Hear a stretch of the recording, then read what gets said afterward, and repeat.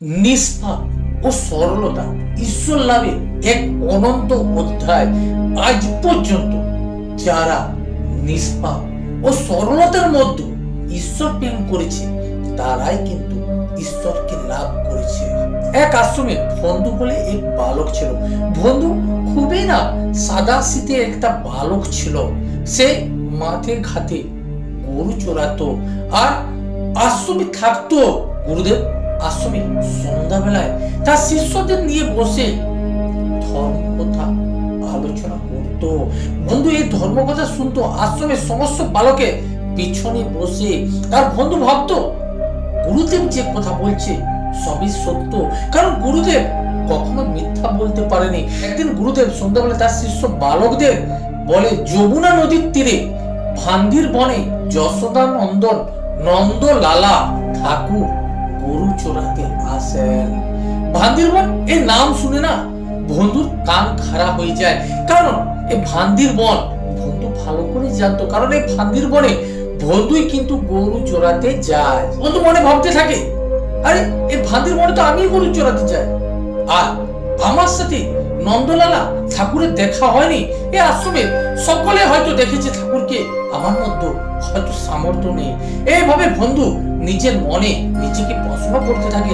এক সময় গুরুদেবকে সে জিজ্ঞাসা করে, আচ্ছা গুরুদেব ঠাকুর দেখতে কেমন? গুরুদেব খুব খুশি হয়, কারণ বন্ধু আজকে তাকে জিজ্ঞাসা করেছে, তাই গুরুদেবকে তো অবশ্যই বলতে হবে। গুরুদেব বলে, নন্দলালা যশোদা নন্দন ময়ূরের মুকুট পরিধান করে, কানে একটি দুল পরে আর উপর কানে ফুল গুঁজে রাখে, হলুদ রঙের পোশাক পরিধান করে আর মালা তার পা পর্যন্ত ঝুলে থাকে। একদিন বন্ধু যখন ভান্দির বনে গরু চড়াতে যায়, বন্ধু বিচলিত হয়ে এদিক ওদিক দেখতে থাকে, কোথায় ঠাকুর?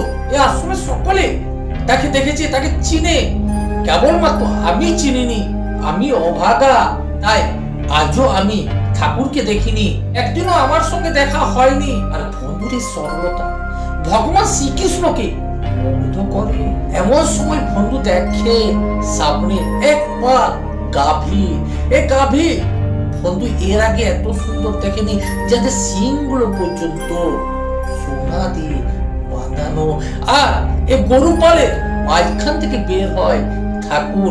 বন্ধু মিলাতে থাকে ঠাকুরকে দেখে, গুরুদেব যেমন বলেছিল ঠিক সেই রকমই। আর বন্ধু ঠাকুরের রূপ দেখে এতটাই মুগ্ধ হয়ে পড়ে, সে কি করবে কি না করবে খুঁজে পায়নি। এমন সময় ভগবান শ্রীকৃষ্ণ বন্ধুর কাছে চলে আসে, বন্ধুর কাঁধে হাত রাখে, বলে, তোমার নাম কি? বন্ধু বিচলিত হয়ে পড়ে, কারণ সে এতটাই মুগ্ধ হয়ে পড়েছিল তার নামও সে ভুলে গেছে। তাই কিছুক্ষণ চুপ থেকে বলে, আমার নাম বন্ধু। আর এই বন্ধু নাম শুনে ভগবান শ্রীকৃষ্ণ হাসি দেয়, বলে, আমার নামটা কি তোমার পছন্দ হয়েছে ঠাকুর? ভগবান শ্রীকৃষ্ণ বলে, খুব সুন্দর তোমার নাম, খুব পছন্দ হয়েছে। বলে, ঠাকুর তুমি এই ভান্দির বনে গরু চড়াতে আসো আর আমিও আসি, তো আমরা দুজনে আজ থেকে বন্ধু হয়ে যাই। ভগবান শ্রীকৃষ্ণ বলে, আজ থেকে আমরা পরস্পরের সখা। ঠাকুর আবারও বলে, বন্ধু তোমার এই পুতলিতে কি আছে? বন্ধু বলে, আমি গরু চড়াতে আইছি, আমি আমার খাবার এনেছি। ভগবান শ্রীকৃষ্ণ বলে, বন্ধু আমার খুব খিদে পেয়েছে। তখন বন্ধু সেই পুতলি খুলে এবং ভগবান শ্রীকৃষ্ণকে যত্ন করে খেতে দেয়। ভগবান শ্রীকৃষ্ণ বন্ধু পুতলি খুলে, পুতলিতে দুটি রুটি ছিল। ভগবান শ্রীকৃষ্ণ প্রথমে একটা রুটি নিয়ে খেয়ে নেয়।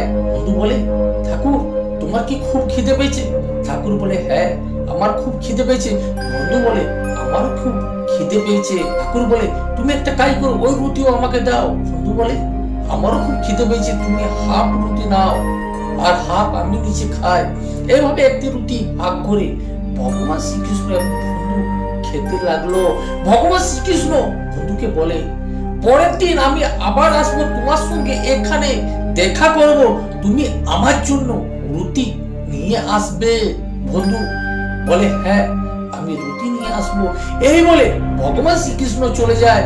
বন্ধু গরু চড়িয়ে সন্ধ্যাবেলায় আশ্রমে আসে। গুরুদেব যখন ধর্ম কথা আলোচনা করছিল, বন্ধু মনে মনে গুরুদেবকে প্রণাম করেছিল, আমি দেখা পেয়েছি। এইটা গুরুদেবের দয়া। গুরুদেব যদি আমাকে না বলতো তাহলে তো আমি জানতাম না। ঠাকুরের দেখা নেই বন্ধু কারোকে কোনো কিছু বলেনি। সকালে বন্ধু যখন গরু চড়াতে যাবে তার আগে খাবার নিচ্ছিল, সেখানে অনেক খাবার বন্ধু নিতে থাকে। তা দেখে আশ্রমের বালকরা যে গুরুদেবকে বলে যে বন্ধু প্রচুর খাবার নিয়ে চলে যাচ্ছে। গুরুদেব আসে, বন্ধুকে বলে বন্ধু তুমি আজকে এত খাবার কেন নিচ্ছ? তখন বন্ধু বলে কাল ঠাকুরের সাথে আমার দেখা হয়েছিল, ঠাকুর আমার কাছে খাবার খেয়েছে, আজও আমার সাথে দেখা করবে, তার জন্য আমাকে খাবার নিয়ে যেতে বলেছে। এর জন্য আমি বেশি নিয়ে যাচ্ছি, কারণ কালকে খাবার আমাদের কম হয়ে গেছিল। গুরুদেব বন্ধুর এই কথা শুনে অবাক হয়ে যায়, কারণ গুরুদেব ভালো করে জানে বন্ধু মিথ্যা বলে না। বন্ধুর মতন সরল নিষ্পাপ বালক আশ্রমের আর কেউ ছিল না। অন্য কেউ বললে হয়তো গুরুদেব বিশ্বাস করতো না, কিন্তু বন্ধুর মধ্যে এমন ক্ষমতা ছিল না যে বন্ধু বাঁধিয়ে বাঁধিয়ে গুরুদেবকে মিথ্যা কথা বলবে। গুরুদেব বিশ্বাস করে নেয়।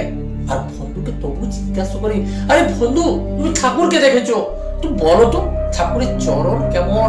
বন্ধু গুরুদেবের সামনে ঠাকুরের যে চরণ বর্ণনা করে, গুরুদেব হতবাক হয়ে যায়।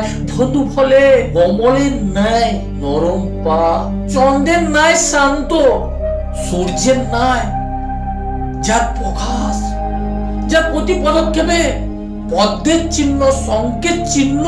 গুরুদেব বুঝে নেয় যে বন্ধু একবারে সত্যি বলছে। তাই গুরুদেব বন্ধুকে বলে, হে বন্ধু তুমি তোমার সখা ঠাকুরের সাথে যখন দেখা করবে অবশ্যই তোমার সখাকে এই আশ্রমে নিয়ে আসবে। বন্ধু বলে হ্যাঁ গুরুদেব আমি অবশ্যই নিয়ে আসবো। বন্ধু ভেবেছিল গুরুদেব আমাকে দায়িত্ব দিয়েছে ঠাকুরকে আনার জন্য, আশ্রমের অন্য কাউকে বললো সে ঠাকুরকে নিয়ে আসতে পারতো, কোনোদিনও বলেনি বন্ধুকে কোনো কাজ। আজ ঠাকুরকে আনতে বলেছে, তাই তাকে আনতে হবে। বন্ধু গুরুদেবকে বলে আমি পণ করে যাচ্ছি, আমি অবশ্যই ঠাকুরকে আশ্রমে নিয়ে আসবো। বন্ধু এই বলে ভান্দির বনে গরু চড়াতে চলে যায়। ভান্দির বনে একসময় ভগবান শ্রীকৃষ্ণ বন্ধুর কাছে গেল।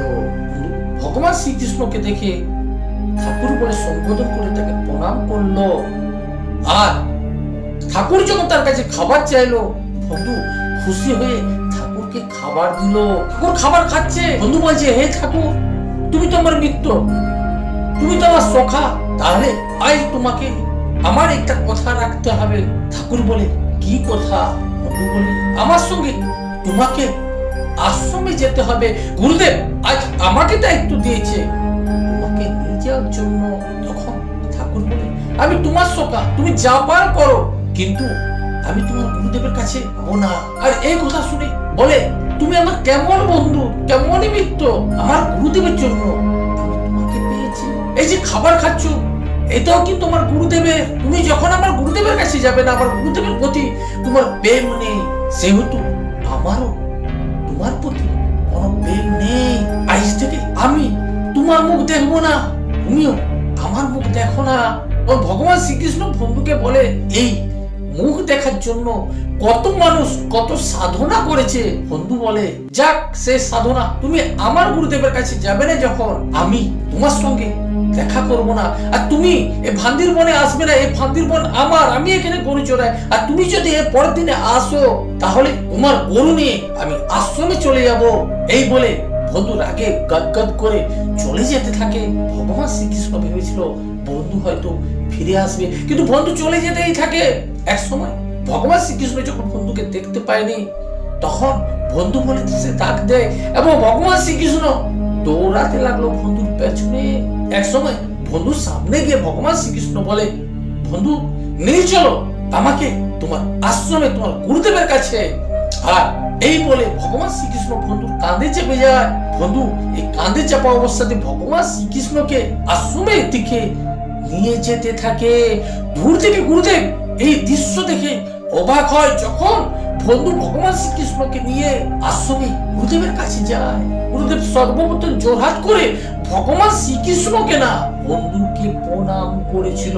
আর গুরুদেব বলেছিল এত সাধনা, এত পূজা, এত উপবাস, এত অর্চনা, গৃহস্থ ত্যাগ, সংসার ত্যাগ করো, আমি ভগবান শ্রীকৃষ্ণকে সহজে লাভ করিনি বন্ধু। আজ তোমার দয়াতে আমি এই ভগবান শ্রীকৃষ্ণকে লাভ করেছি। ধন্য ধন্য বন্ধু, তুমি আজ ধন্য।